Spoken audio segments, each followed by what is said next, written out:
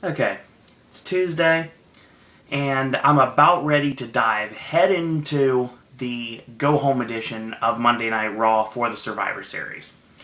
So, obviously the pay-per-view, or should I say the free preview, since technically it's free to everyone on the WWE Network this month.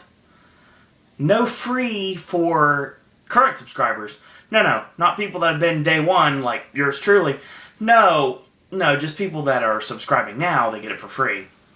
I really think WWE Network need to offer us something because we've been so loyal to the network when a lot of the other people just disappeared and may or may not ever return. So we're going to talk about Raw, and let's just get right into it. So, the Authority come out. Every single member, including the Survivor Series team. So, you've got Triple H and Stephanie, you've got Kane, you've got Jamie Noble and Joey Mercury. Then you have Mark Henry, Rusev and Lana, and the newest member, Luke Harper, as well as Mr. Money in the Bank, Seth Rollins. I announced Rollins last because technically he is the team captain. So, there's obviously the fact that we're in Roanoke, Virginia, which, when I hear Roanoke, the only thing I think of right now is meat. But for those of you that don't get the Halloween Horror Nights reference, I will state that Roanoke is also a hotbed of WCW back in the day. So obviously there was going to be at least one veiled WCW reference before the night was over, and it came in this first segment. The line was said, you'd rather have the inmates running the asylum. Well, the last place that happened was WCW, and that was picked up in an auction. We cannot and will not let that happen. The Authority will not lose. If we win, everyone benefits. But if we do lose, well, we just can't lose. Tonight, John Cena's team will be decimated, even before the event on Sunday. And we're going to have ourselves a contract signing. So Stephanie, one by one, announces all of the team members, and Luke Harper again mentions his new favorite phrase, I'm a team player. So Ryback comes out to the top of the ramp, sporting black and red NWO colors, sure, and a nice Hulk Hogan-esque weightlifting belt that says the big guy on the back. They really have drilled into our brains that the big guy is Ryback's moniker, because it's everywhere. I have a feeling we'll get big guy t-shirts very soon. Actually, I wouldn't be surprised if we had big guy t-shirts by December. That's what I'm thinking. Ryback basically says he wants what's best for himself, what's best for Ryback. The Authority wants what's best for business. John Cena wants what's best for the WWE Universe. Ryback only cares what's best for him. Makes perfect sense, right? Stephanie forces Kane to admit that he regrets what transpired, obviously, leading up to their horrid match they had on SmackDown. So, to further put a stamp on this, Stephanie shows Ryback some footage, of course, of the John Cena-Ryback feud from last year, and how Cena basically made Ryback out to look like a fool. Stephanie says that John Cena is jealous of the big guy. He simply loathes you, Ryback. Do you want the contempt of joining with John Cena's team, or do you want the respect of joining with the Authority? And Ryback just simply blows them both off by saying, I play for my own team. So, we get that first segment to kick us off. And basically, it's laying the groundwork for what we're going to have in our main event. Not our main event wrestling match, our main event segment of the evening, which is going to be a contract signing between both teams. And the Authority basically saying, without saying, that anybody that joins John Cena, yeah, it's probably not best for their career. You might as well call it career suicide. That's pretty much what it is. So, after this is all over, before they go to the back, Triple H says that Luke Harper has a match, and he's going to face off against Dolph Ziggler. So we get Luke Harper and Dolph Ziggler, which is something I really want to see, because obviously it's going to be really good, because both of them, they bump around like pinballs, and they both have really good styles that complement each other, honestly. You may not look at it by judging just seeing with your own eyes, but for those of you that actually are in the know and know what Luke Harper can truly do, then yeah, this match is something that a wrestling fan would really want to see. And definitely something I really want to see. So, it's officially made an announcement that this is for the Intercontinental Championship. The bell doesn't even sound. Mercury and Noble just Pearl Harbor attack him from behind. So Dolph gets laid out, because of course you have Noble, Mercury, and Rollins at ringside. At ringside. Indigestion, I apologize. So, what happens is, for the bell even sounds, they lay Dolph out. They pick Dolph up, they hold him, and Rollins just runs him over with the Money in the Bank briefcase. No bell. So, Harper is biding his time, waiting for Dolph to reach his feet. The referee's not wanting to start the match, and Dolph's like, you know what, ring the bell, ring the bell, ring the bell. So, after everybody finally leaves, Dolph basically is like holding the back of his head, obviously, because he just took a vicious bump and a vicious shot courtesy of the briefcase. So he's like, you know what, forget it, just ring the bell, let's start this match. First spot of the match, Harper mows over Dolph with a big boot. Makes a cover, 1, 2, Dolph kicks out. Obviously Harper didn't think ahead. He thought, okay, fine, I'll hit a big boot and I'll go for the pin and I'll take the championship. Nope, Dolph's resilience let him kick out. Hits the sit-out powerbomb, 1, 2, Dolph again kicks out. So he whips him in, charges in, and he goes for the running boot, and he gets crotched up top and falls over the top rope, lands on the floor. So we take this time to go to commercial. When we come back to live action, there is a hanging vertical suplex from Harper, and he lets Dolph's blood flow rush to his head, like how the late great Davey Boy Smith used to do it back in the day.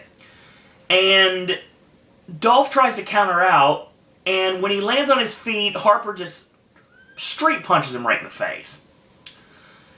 So, he goes for the gator roll, and right into the side headlock, like always, and then that gets transitioned into the chin lock. Dolph breaks it, creates separation, as Michael Cole loves to say so much, with the jawbreaker, like he always does. Charges in, and he misses and goes shoulder first into the ring post. Does Harper. Harper gets nailed with a name dropper, 1, 2, and the challenger kicks out. Dolph goes for the super kick. Harper catches the foot and catches him with a swinging side slam, black hole slam depending on who's calling your match, like a layout version of the black hole slam, which he hasn't used for a long time. Gets a 2 off of that. Goes for the discus lariat, it gets countered, super kick by Dolph, 1, 2, Harper kicks out. Proving he can kick out just as well as Dolph can. So he gets caught with a knee, he goes for a powerbomb, and just like what happened with Cesaro in the three-way dance on SmackDown that I talked about yesterday, Dolph starts pounding away at the top of the head. And obviously this is going to lead to something. So he tosses him off, looks like he's going to go for the Z Factor, his sit-out facebuster, and instead of that, Harper ends up kind of ducking it, and he basically tries the Z Factor absolutely nothing. And then when Dolph gets up, he gets mowed over by the discus lariat. 1, 2, 3, we have a new Intercontinental Champion. And Luke Harper is the first member of the Wyatt family to win singles gold in the WWE. Now granted, he's also a former tag team champion in NXT, thus making him the first ever NXT tag team champion to win singles gold in WWE. So, yeah, Harper set some nice records tonight. He really did. Whenever the match is over, Rollins adds insult to injury by curb stomping Dolph and leaving him laying. So, what do I think of this? I'll tell you what I think of this. I think this is brilliant. Number 1, Dolph Ziggler is being built up as the number 2 face in the company. Now, I know the fans would want to cheer for Dolph more than they want to cheer for Ryback, even though I think that the writers tonight especially were trying to get the big guy over bigger than the show-off. I don't think that's going to happen. Even with Ryback being the last undecided member of both teams, it still wasn't going to happen. Especially not with this crowd, because this crowd was really, really bad. bad crowd. Did not like this crowd at all. Not a WCW crowd. But gave a Goldberg chant later on in the night. We'll talk about that later. This match was good. Really good back and forth match. It started off with the big boot, and it set up a storyline that Dolph was going to lose right then and there, but he kicked out, and his resilience was able to make him kick out time in and time out, time in and time out. And at the last possible second, Harper ended up reversing the Z Factor into the Discus Lariat and leaving Dolph for dead. And even after the match was over, Seth Rollins went to put the literal exclamation point on Dolph Ziggler's night and curb stomp him. So the Authority were trying to take out members of Cena's team one by one, and they said that they were going to do so, and this is them doing exactly that. They tried to put Dolph on the shelf. Would he return? We'd find out later. We get our first shot of Grumpy Cat, and Grumpy Cat is called Grumpy the Cat by Michael Cole, because Michael Cole's a moron. So, at least at this point, he really didn't pay attention to his sheet. He's like, Grumpy the Cat? Okay, how about I call him Grumpy Cat? And it's not a he, it's a she. So there, yeah, Grumpy Cat's female, apparently. I'm not exactly aware. I guess that's just how it works. So we'll just call the animal in question Grumpy Cat. So, this happens, and we come back to commercial break. We have a promo for The New Day. The New Day is the evangelical Kirk Franklin stomp, James Thunder Early / James Brown, which is James Thunder Early, group that is being put together by three of the best friends that WWE could ever have: Xavier Woods, Kofi Kingston, and Big E Langston. So, yes, this is going to be awesome. I'm very excited to see how this stable goes. And this was actually a promo for Kofi.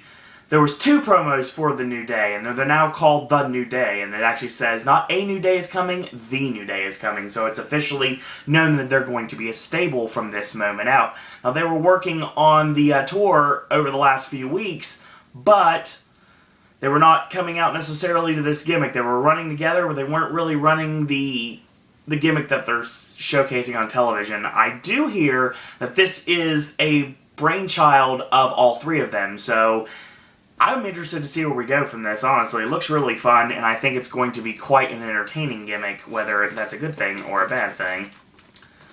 So we get our next segment of the evening, and it is The Miz, and of course Damian Sandow's with him, mimicking everything he says. And we pan up, and we see that Grumpy Cat's there, and Miz is trying to pitch Grumpy Cat a movie, and he's like, you know, how about you don't even have to do your own stunts? We got your own stunt cat for you. So Damian Sandow pulls out a stuffed kitty cat, which is adorable, by the way, and Sandow starts petting it like he's Dr. Evil. And The Miz basically kind of marks out for Grumpy Cat. It's like, you know what?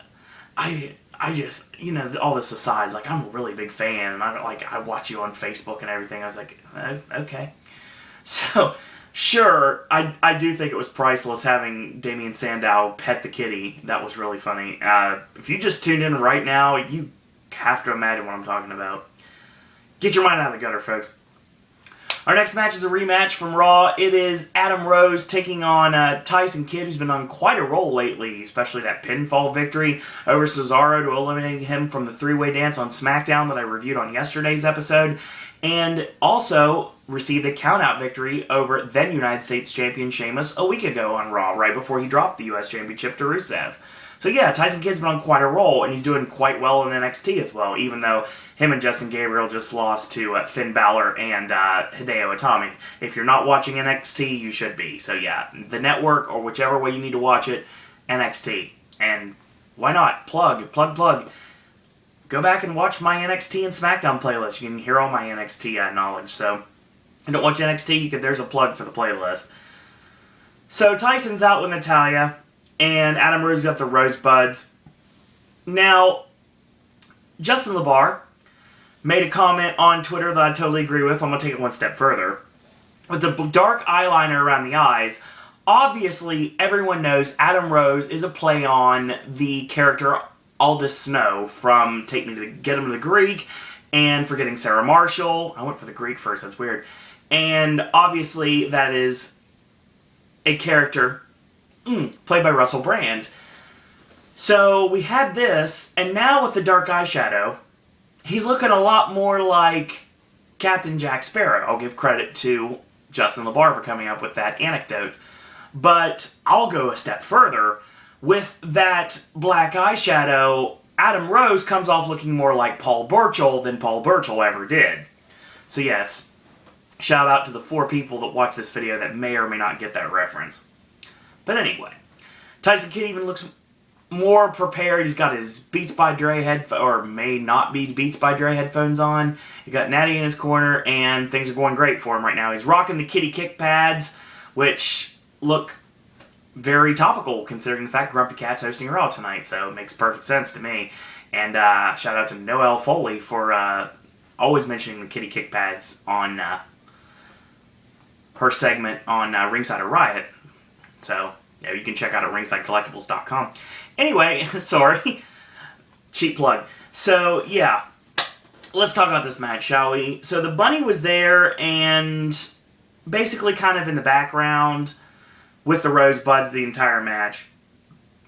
It's funny because before the match even starts, the Bunny does the crowd surf, and Adam Rose completely just flies off the handle and was like, no, I'm the only one that does that. Well, the Bunny did it. And it got a decent pop. Adam Rose does it anyway. And then we go to a really nice promo for WWE 2K15, which is coming out on PlayStation 1 and Xbox. No, wow. PlayStation 1 is a dead system. PlayStation 4 and Xbox One. I got them flipped out. I'm not a game guy. Obviously, I've got a PS3, barely, and I use it to play games. Who knows if I'll ever get a PS4, because I don't have the funds. As you guys know, if you want to donate a PS4 to me, I will accept it. But I'm shameless. I know I am sometimes. But still, I do accept all Disney and Universal gift cards. So, basically what happens here is, after this is over, I was thinking, wow, they completely forgot about the match. No, when we come back, we actually get the match. Tyson Kidd comes out, and we actually have our match. So, at this point, Adam Rose, at the beginning of the match, wants the Bunny in the corner. Not by the Rosebuds, in the corner. So, apparently, you can put Bunny in a corner. You can't put Baby in a corner, but you can put Bunny in a corner. That's the second time I made a Dirty Dancing reference in a completely different way in the last, 2 weeks. Just how it works sometimes, folks. Rose catches a very awesome double-A spine buster and gets a 2 off of that. Makes a cover, again, tries to get a 2 count, and the Bunny is kind of hopping around Natalya, and Natalya's kind of watching him, but not really responding, but being all facey-like and everything. I trademark Suro and Disney. So, the distraction allows Adam Rose to end up getting double-legged, locked in a sharpshooter, match over. Tyson Kidd wins again. The Bunny gets in the ring to apologize, and Adam Rose looks like he's going to do the same thing he did on SmackDown, leave the Bunny for dead. Well, what happens is, he swings, and the Bunny ducks the clothesline, and he starts, not bunny hopping, he dry humped Adam Rose. Yeah. And of course Adam Rose runs away, kind of like how when Norman Smiley used to do the big wiggle to people. That kind of what reminded me of right there. Adam Rose is left with his jaw dropped wide open as the Bunny is basically hopping around at the top of the ramp. I thought this was going to lead to a match Survivor Series, unless they officially announce it this week on SmackDown. I don't think that's going to happen. I think we get a Bunny versus Adam Rose match at TLC. And we do some sort of stipulation. Maybe, honestly, why don't we do Adam Rose versus the Bunny, loser leaves town? Have the Rosebuds at ringside as the Lumberjacks, or Lumberjills, depending on if it's male or female we're talking about as the Rosebuds. Excuse me. And really line the Rosebuds that night up with really good indie talent that can base and can catch and that can basically make the match a lot more entertaining with their interactions. I think that would be a good idea, and I think that's actually something that they probably will go with. I think the Rosebud Lumberjack match with Adam Rose versus the Bunny, loser leaves WWE, I think is what happens. And that's how this match ends. The only other way I can see this going is Adam Rose is like, you know what, I want you gone, but I want to see what you look like first. So if you lose to me, you have to unmask. But if Adam Rose loses, maybe Adam Rose leaves the WWE. We could do that direction. Maybe Adam Rose leaves the WWE, comes back, and maybe he returns as the old Leo Kruger gimmick, or he comes back and does another gimmick. Adam Rose is a great competitor, but the gimmick is not really sold on most of the WWE universe, so they really need to take some time and go back and maybe start from square one again. This program with the Bunny, whether whom is underneath the hood, I said it would be Fandango. Now I hear Fandango's coming back. I'm so excited about this. On the kickoff show for Survivor Series. We'll talk about that a little bit later because I actually have that later on in my notes, not here. So, we have a Bray Wyatt promo next. I like how they have evolved the gimmick. They have Bray coming out with the smoking lantern now, and he's not doing the insert city title drop. We're here. He's just basically saying we're here. I don't know who we are. Maybe it's the illumination that comes out of the lantern that may or may not be a evil spirit, potentially, a paranormal activity, something like that. But Bray gets on the mic and says, they've lied to us from the beginning. They say love will make us rich, and the most precious gift that you could ever receive is love. Everything you love can be ripped away at the drop of a hat. Yeah, it can. A man with nothing to lose is the most dangerous man of all. Dean Ambrose will always be alone. But I pray he does not mistake my generosity for something malignant. Today I come in peace, man. Suffering was a gift, and I can offer you salvation, Dean Ambrose. I can... Okay, I was reading my notes. It's kind of rubbing together. I apologize, probably because it's late. I can save you, Dean. Our souls are intertwined. Embrace us and I'll make it go all away. So, Ambrose is on the Tron. He's like, I heard you loud and clear. As a matter of fact, I'm getting sick and tired of hearing you. I can't stand it anymore. I'm trying to see things your way. You see, maybe why dig up bones? Why play Randy Travis and dig up bones? Maybe I can learn something from you, Bray. Maybe I can talk about video recording. I'm not here right now. My buddy filmed this with his phone earlier today, and I'm in the arena right now. Bray, run. Lights come back on. Ambrose jumps Bray Wyatt, starts beating him down. Bray retreats, and Ambrose gets on the mic and says, I don't need any saving. Why don't you worry about saving yourself a Survivor Series, Bray? So, this continues. And there's going to be a Dean Ambrose survival camp, something like that, on SmackDown this week. Yeah, don't know what that's going to be. Interesting for what it was. A great Bray Wyatt promo as always. This time not verbatim. I just kind of hit the high points here. I like the way this is going. And I think in order for this to continue, Bray Wyatt has to win on Sunday. If Ambrose wins, obviously this is all for nothing. And it's just a short program to get us through Survivor Series. But I know that it's not. They're going deeper. They're talking about parents, and Ambrose's daddy wasn't there, and his mom kind of left, and his dad kind of left, so he basically grew up alone, and his dad was a sinner, so maybe Ambrose's dad is the reason that Sister Abigail is alive, or is dead, or maybe there's nothing to do with this at all, who knows? There's a lot of freaky-deaky white people shite going on right now, so yeah. Second reference of Halloween Horror Nights in this video. There you go. So next week, if that Clueless Putz Chrisley wasn't bad enough, Raw has to bring in someone else that I absolutely despise more than anything in the world, and that is the proprietor of one of the biggest works in the history of entertainment, and that is Dan Whitney, who you people know as good old Larry the Cable Guy. That man's the bane of my existence. Oh, God. Him and Tyler Perry in the same movie last year. Oh, my God. I still have nightmares. So, yeah, Dan Whitney's going to be on Raw. Yeah, God. You know, at this point, I would just be so happy if somebody just punches him. Either punches him or he breaks character. So he doesn't turn into... He's not Larry anymore. He's Unfunny Dan. Unfunny Nebraska Dan, who has nothing to do with being a redneck cable guy. Dear God. If I had to pick someone from the Blue Collar Comedy Tour to host Raw, it wouldn't be him. I'd be looking Ron White's way. Of course. Because that makes perfect sense. Because he already looks like William Regal, so it makes perfect sense. Or Foxworthy. Or Bill Engvall, who I actually think is really funny. Not Dan Whitney. Not Dan Whitney. WWE, why are you doing this to me? I swear to you, I'll tell you right now, people know how much I don't like Dan Whitney, and that's probably why he's been on Raw. He's going to be on Raw, and that's why Bob Ritchie's been on Raw.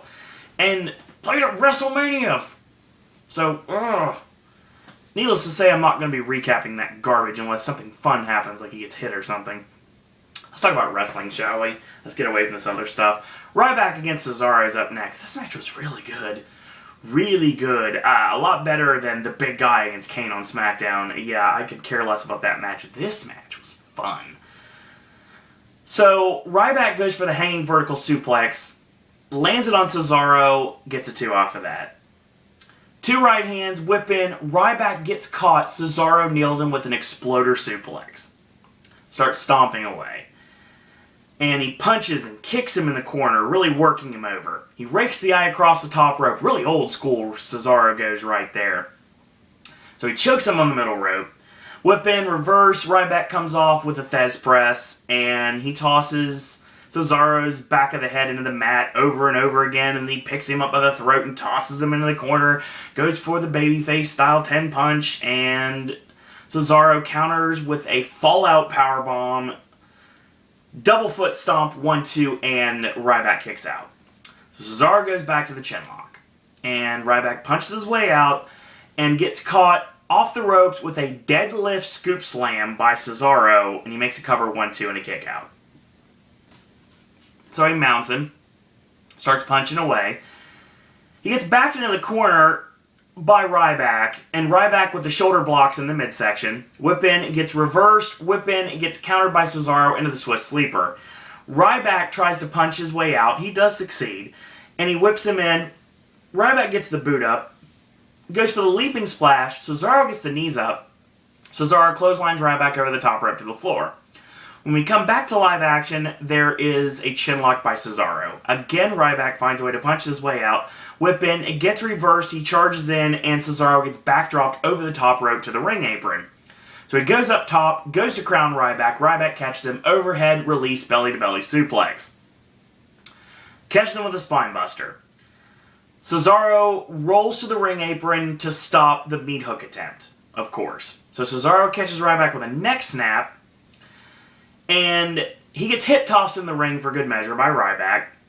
Ryback goes to the middle turnbuckle, hits the falling splash, goes for the over-the-shoulder power slam. Cesaro slides down the back, cuts him off, hits the powerbomb, 1-2, and a kick out.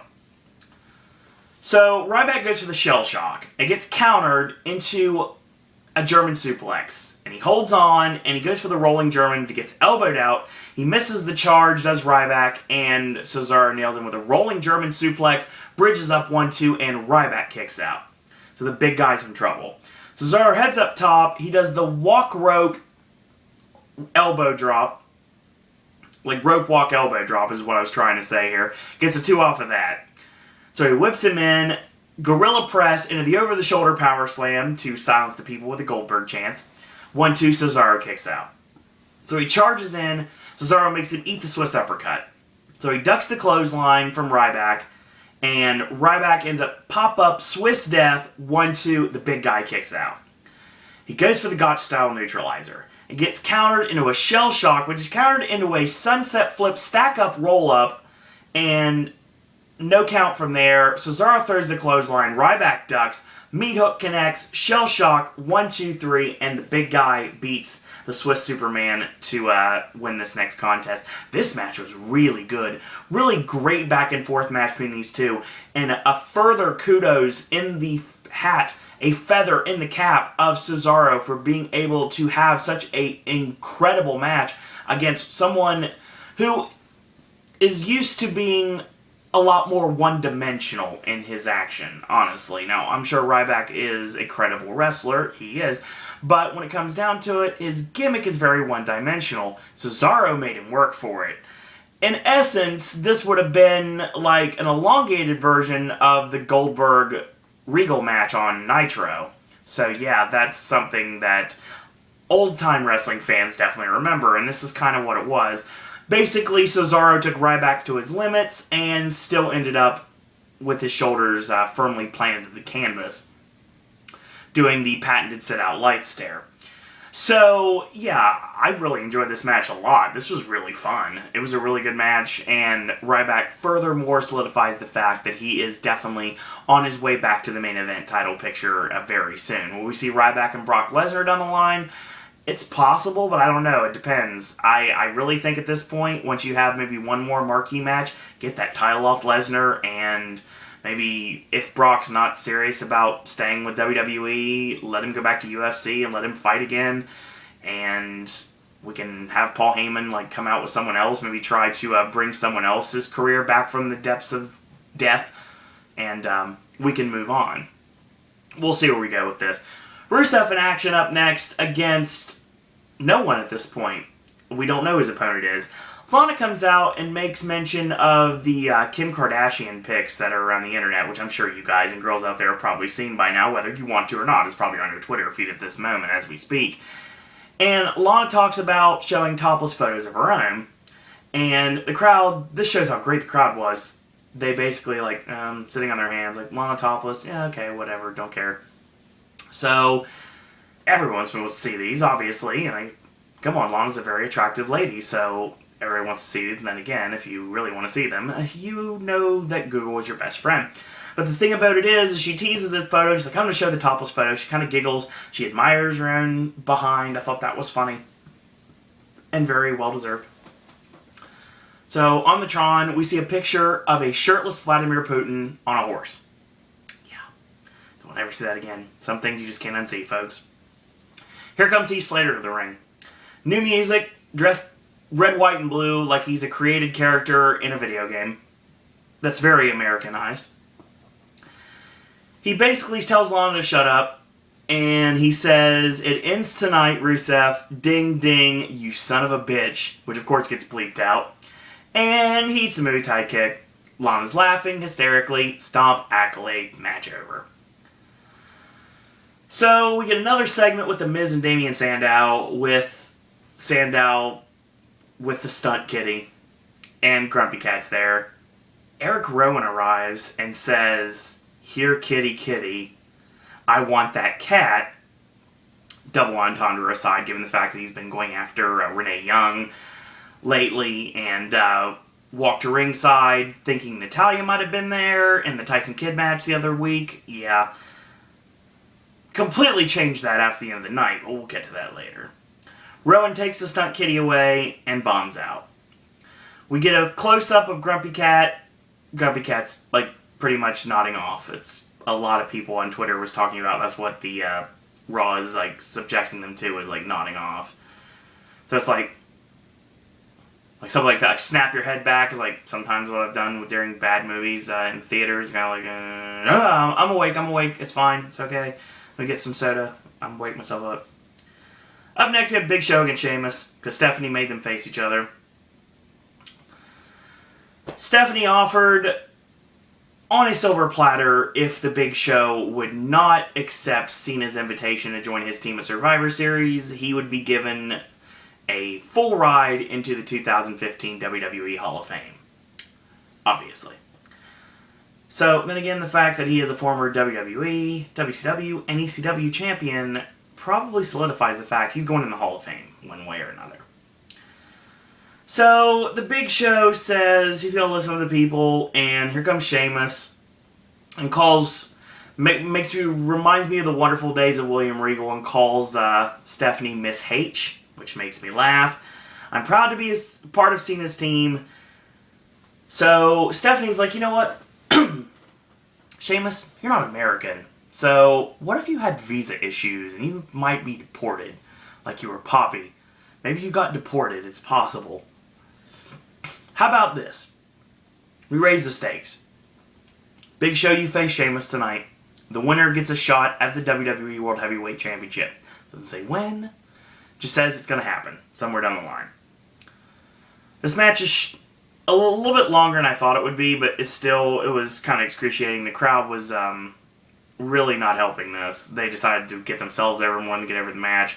Goozle, boot to the knees from Sheamus, and he hits the clubbing blows, the 10 beats, while Big Show's on his knees, because that works in the situation. Boots him off the ropes. Leaping knee drop, 1-2, and a kick out. So, Big Show catches Sheamus off the ropes with a slam. Drops the elbow, 1-2, and a kick out. He slams him twice, and then he slams him a third time. Drops an elbow, 1-2, and a kick out. A headbutt. He bars the knee. He pulls back on the ankle. Sheamus gets to the ropes. So Big Show gets punched away. So Sheamus starts to fight back. Axe handle. Axe handle. Comes off the ropes. Axe handle. Finally drops the Big Show. Charging shoulder in the corner. High running knee. Charges in. Big Show kicks him right in the face. Goes for an elbow drop. Sheamus misses. Sheamus rolls out of the way. Catches Big Show with a neck snap across the top rope. Goes up top and gets caught when he dives off with a harpoon from by the Big Show. 1-2 and a kick out. So he goozles him. Countered. Big Show picked up. Sheamus hits white noise. 1-2 and a kick out. So he charges in. Goes for the brogue kick. And gets caught. Choke slam connects. 1-2 and a kick out. So Big Show's on the middle rope. Looks like he's going to set up for the Vader bomb here, because that's pretty much where he's going at this point. And Sheamus starts clubbing in the back, and he picks him up on the shoulders. Sheamus falls back. Here comes Rusev and Mark Henry. So they come out. Sheamus gets Muay Thai kicked into oblivion, knocked all the way to the floor. So Rusev stomps Sheamus, while Mark Henry picks up the Big Show. Excuse me. Rusev stops Show as the Big Show is picked up by... Rusev is stomping the Big Show while Sheamus gets picked up by Mark Henry, and Mark Henry, World's Strongest, slams him through the announce table. Rusev locks Show in the Accolade. We get a wonderful camera angle, HD, of Big Show sweating profusely and trying not to laugh. And he's locked in the Accolade, and they leave him laying. It's officially announced that during the kickoff, the return of Bad News Barrett, and Fandango returns in action with his new valet, Rosa Mendez. And on top of that, we get Paul Heyman. So we get Barrett, Fandango, and Heyman in the same kickoff show. I'm sure you're probably not too surprised when I say that I'm extremely looking forward to this. We get our next segment. AJ's music hits, and AJ comes out. But it's not AJ. It's Brie Bella, dressed completely like AJ. Like it's cosplay, basically. It's how bad it is. And it is, like, good. It's super good. She skips. She does everything. All the mannerisms. Everything. She even does the respectful boot wiping on the ring apron before she gets in the ring. She sets on the ropes. And here comes Nikki to the ring. So Nikki comes out. And this is an exhibition match. AJ finally comes out and she's going to join us for commentary. So Nikki hits 2 backbreakers. 1-2. Pulls her sister up at 2. So drags her by the hair around the half of the ring. Picks her up, tosses her into the corner. Charges in. Brie makes her eat a back elbow. Nikki gets mad, starts slapping away at her sister, and she picks her up going for the rack attack. AJ gets on the ring apron. Quick distraction allows for Brie to roll up Nikki from behind. 1, 2, 3. Match over. Nikki ends up getting attacked, and she boots AJ. And AJ... No, boots... Oh, God.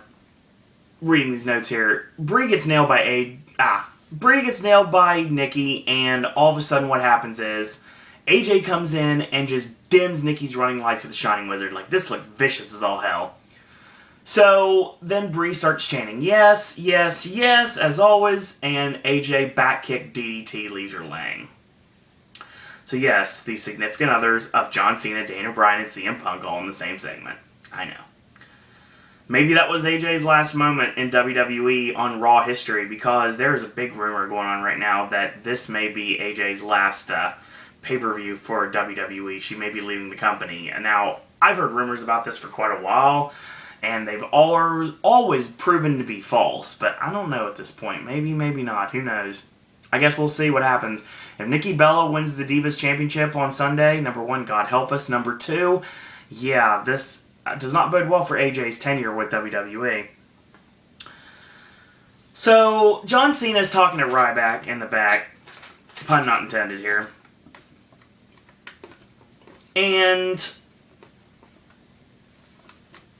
this was right after we got Big E coming out, finally joining the New Day. So we got Big E's promo for the New Day, which actually looked really good.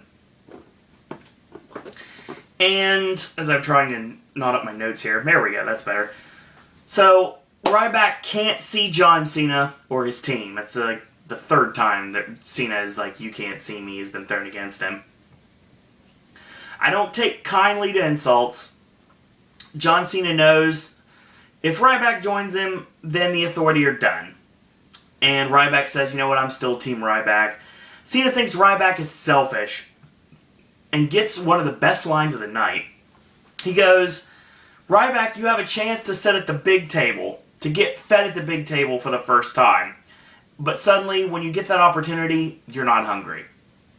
So, that was pretty awesome. That's actually a great line. So, we get an official announcement of a match that I thought was going to happen and made the announcement for yesterday's video. You're welcome. Which is the WWE Tag Team title match on the line. Stardust and Goldust defending against The Miz and Damien Sandow, Los Matadores, and Jimmy and Jey Uso.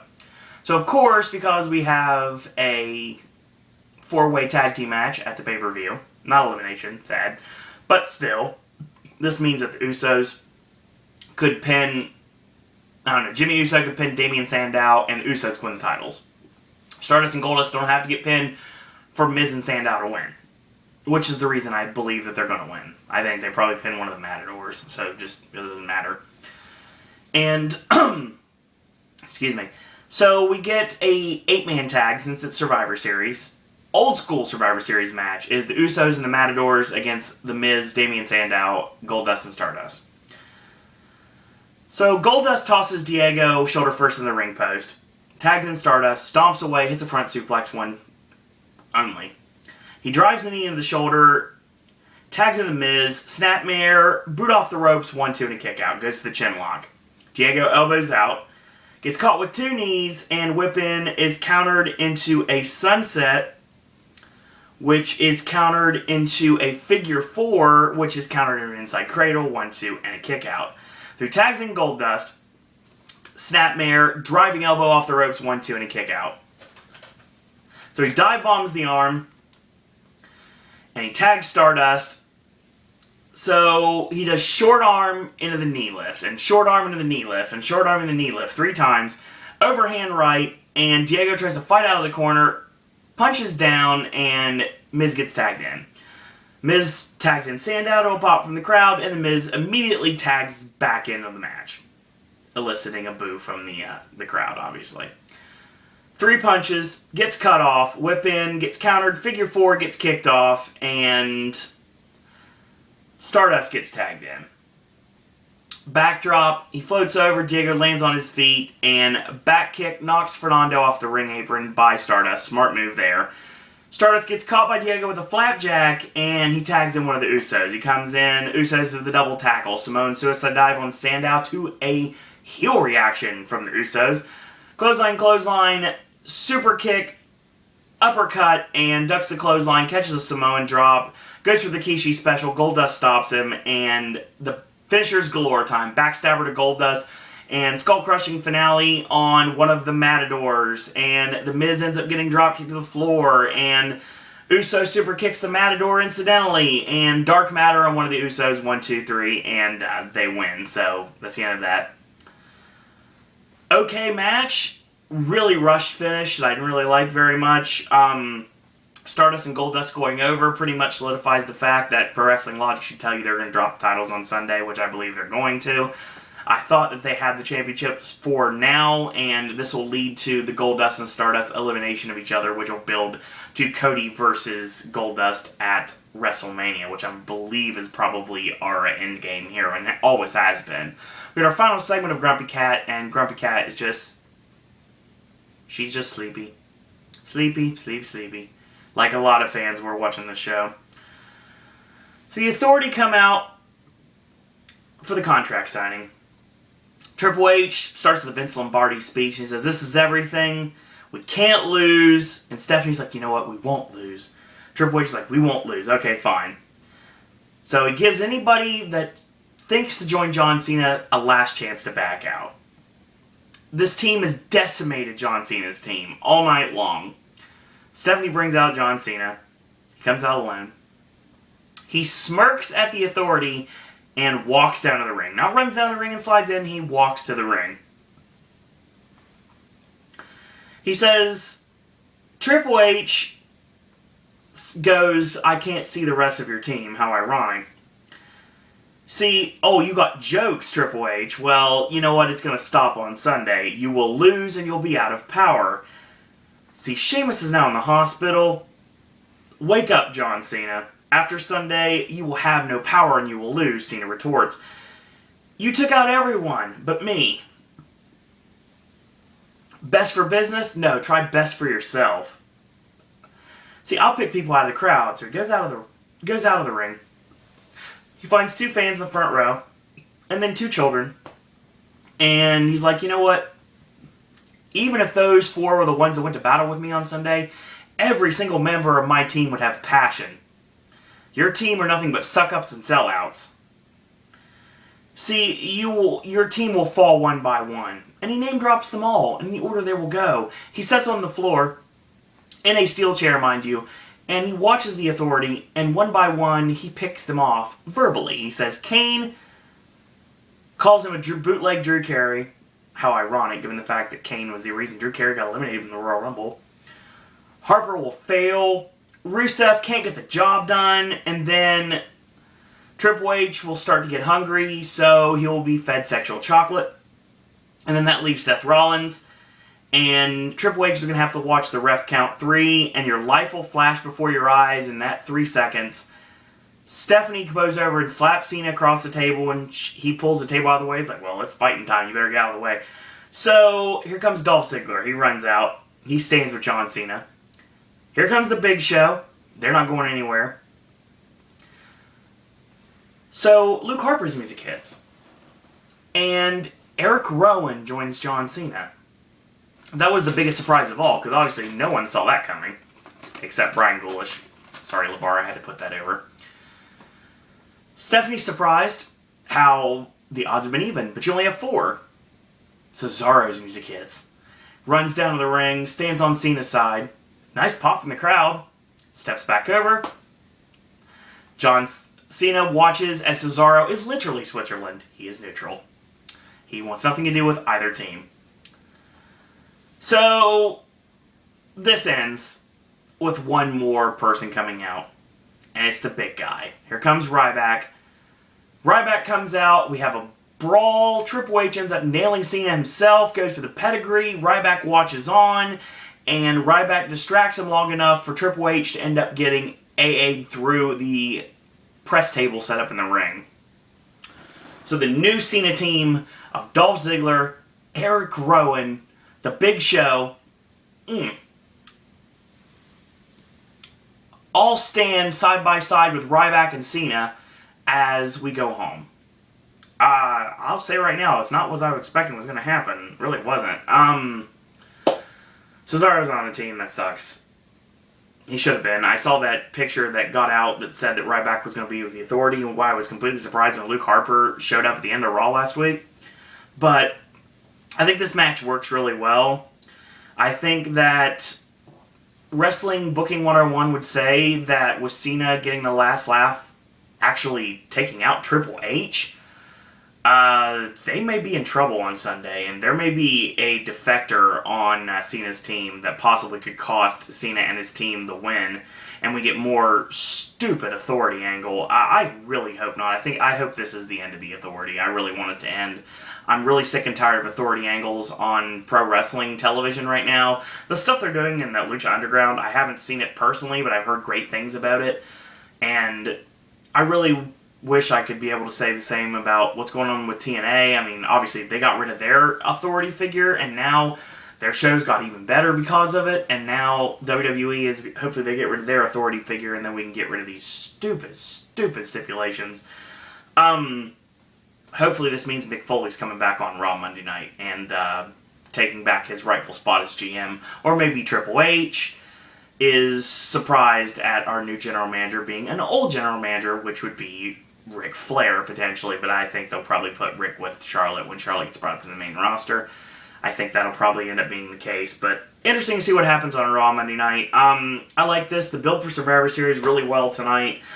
Actually made me a lot more excited for the show. Luke Harper winning the Intercontinental Championship. I've been trying to tell you guys for a long time. For those of you that don't know anything about Luke Harper's independent past, Luke Harper is the real deal, and I'm very happy to see him winning singles gold in WWE. Dolph doesn't need the Intercontinental Championship right now, even though it is, by default, the #1 championship in the company, given the fact that Lesnar is not on television. So, because Brock's on TV, that means that you could have a nice little reason to believe he who holds the Intercontinental Championship is the top champion on the company. I like to see what they're doing with Harper. I think that's going to work really well. Dolph Ziggler doesn't need a championship to be over. Proven time in and time out. He is one of the highlights of the night, to steal a line from Kenny King. I will say right now, the match that I talked about on SmackDown last night, which was the three-way dance with Cesaro and Tyson Kidd, one of the better matches I've seen in quite a while.